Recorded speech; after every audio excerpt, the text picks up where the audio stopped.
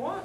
I mean, they can combine all the powers, they can regulate how we wear our pants, whether we dance, whether we smoke, whether we eat junk food. They can do all these things freely without so much as sunrise or sunset review ever.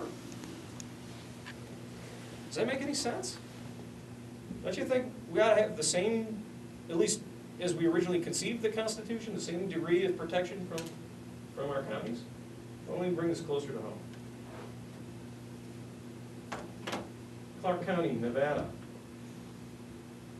It's twice the size of Virginia. Now, Virginia had one of the most developed state constitutions. It had all the bells and whistles. Clark County's got none.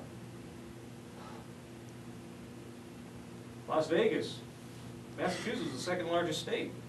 It's actually got one of the best constitutions. I mean, it actually prohibited taking property under the power of eminent domain and giving it for private use. Even said that you couldn't do it except in times of public exigency, which in ordinary language would suggest maybe war, right? Las Vegas, concentrating all those people in, what, 1/100th of the space?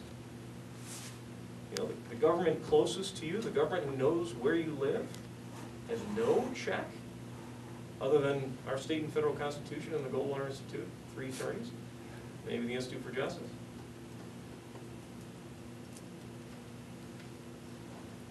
Look at the smallest states.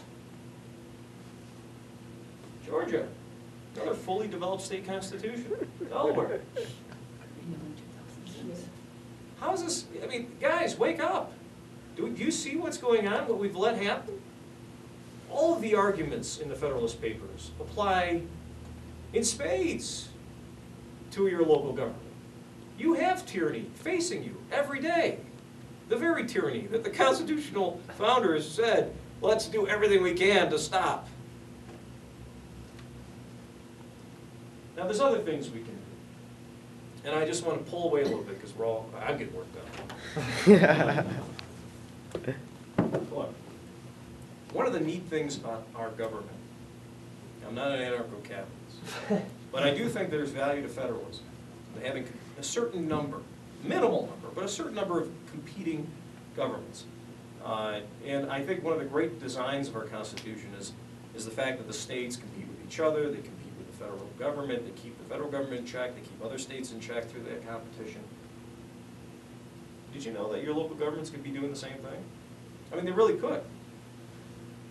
A gentleman by the name of Fred Kelly Grant, former assistant U.S. attorney, counsel to the governor of Idaho, gray beard, 70-year-old, graduate of the University of Chicago Law School, all the establishment bona fides you'd ever want in a guy.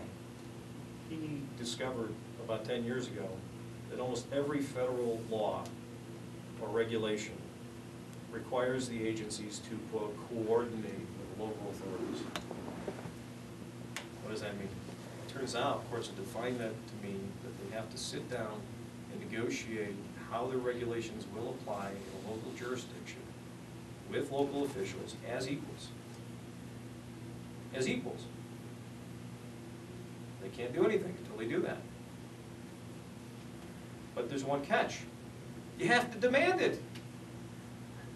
If the federal government says we're extending our Clean Water Act so that we can reach puddles that evaporate, which could happen because they're trying to expand the Clean Water Act to do just that right now. If they say that and your local officials don't do anything, the federal government's going to get away with it. But all the local government has to do is say, in a formal document, here's our local land use plan or policy. We believe in, letting people, plant crops where there are puddles, and you must coordinate now your attempt to enforce this new federal law with our policy. You have to meet with us at neutral ground as equals, or you're not going to get it implemented. Clean Water Act has this, Homeland Security has this, you name it. There's a laundry list in my book. There is literally, it is hard to find a federal law that does not have a coordination requirement. So, if you believe in federalism, wouldn't it make sense to actually mandate in the thing that empowers our local governments, that they demand coordination whenever it is possible. Make them agents of federalism. And by the way, he's discovering, Fred Kelly Grant, is that there's similar language, because a lot of copying and pasting happens these days. There's similar language in a lot of state statutes too. So this is a gift that keeps on giving. Now, before we get to the end, and we're very close, it's time to maximize efficiency. If we put into place all these other core principles, and I'll summarize them in a second, you still got a government that needs to do what it's supposed to do well. We have some of the best public policy models already in play, done by tremendous public leaders like Mayor Goldsmith of Indianapolis, Mayor Kurt Pringle of Anaheim, California, Mayor Steve Bartlett of Dallas, that we can use to bring market competition forces into local government. Now, a local government is never going to be as efficient as a market player, because it's a consolidated buyer of things, whether it's a service or anything else. It's one entity that's substituting its judgment for thousands, millions of others. It just can't do this as well as any individual. But on the supply side, you can create, the people supplying the services, you can create efficiencies if you make them compete. Well, let's start with the right to freedom from crime. How about if we had benchmarking, performance benchmarking for law enforcement? What if the law mandated that the police department had to sit down, examine similar cities, and decide what a reasonable violent crime rate, using FBI UCR statistics for similar cities, what is a reasonable crime rate for our city? And then they have to meet it in a year.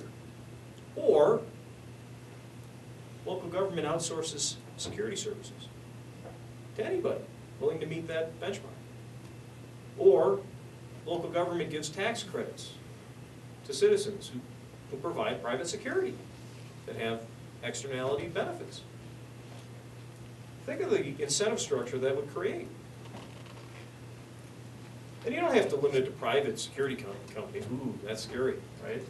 But you could just invite the county to compete, neighboring cities to compete, maybe even states to compete. Invite them all in. Here's our benchmark, can you meet it? But you gotta have consequences. Now, Steve Bartlett in Dallas did this with really great effect. He reduced murder rates in the early 90s in Dallas, something like 40%. And he did it by sitting down with his police department, and he got them all to buy in.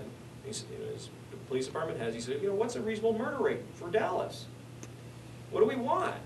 And they probably didn't know what was coming, but when they finally settled on a number, he said, okay, that's your target in 1 year. Now, he used more carrot than stick. What he did was he set aside money from the overtime fund, and he paid overtime, gave overtime benefits to police officers in districts that were performing. It also made those successful districts eligible for overtime in districts that weren't performing. So he created an internal competition using a carrot of overtime. Bottom line is, he set a benchmark, in 1 year they got it down 40%. Another benchmark he set, and this one is hard to believe, the state fair. He didn't want a single violent crime in the entire Texas State Fair. Not one. And he said, look, guys, this is what I want. And it happened. It happened because, again, he used positive incentive. Well, I say, well, that's a nice positive incentive. I agree with that. Let's have some negative ones, too. It can be done. Fiscal responsibility related to this. Let's outsource every service. There's a town in Georgia called Sandy Spring that was an unincorporated county that paid something like $40 million. It was an unincorporated city that paid $40 million to the county to run all of its services. Well, it decided that it was going to incorporate and contract out all of its services, all of them, except for police and fire, to a private company. They ended up paying $22 million for that contract. This happened in the past 5 years. This is a town of 100,000.